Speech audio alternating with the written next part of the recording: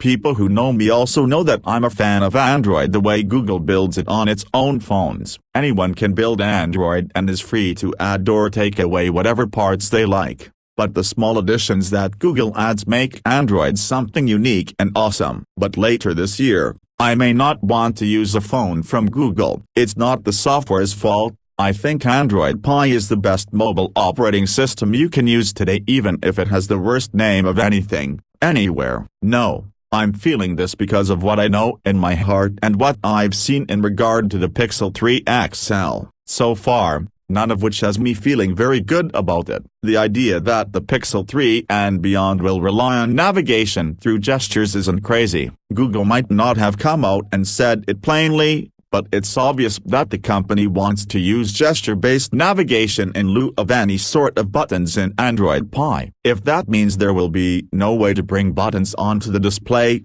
it's a horrible and thoughtless decision. I'm currently going through physical therapy, and each week I see folks who would definitely not want to rely on small delicate motions of their appendages to use a smartphone. I'm thankful that I could use one but still have zero desire. I hated gestures on my I hated the gestures on every one of the Symbian phones I had. I'm not a gesture kind of guy. Notches on a display are stupid and lazy. They are a stopgap because a company hasn't figured out a way to do what it wants to do while providing an unspoiled display area. The notch on some phones may be functional. They often house sensors and cameras. But I don't care. I think they are disruptive and make using my phone a worse experience by being there. I'm sorry, but the notch is not fine and I don't want to get used to it. It's okay, Hayato, you're still a hell of a guy. When Vivo is able to build a smartphone without a notch and still have a wall-to-wall display, which is equally stupid in my opinion, and companies like Apple and LG do not,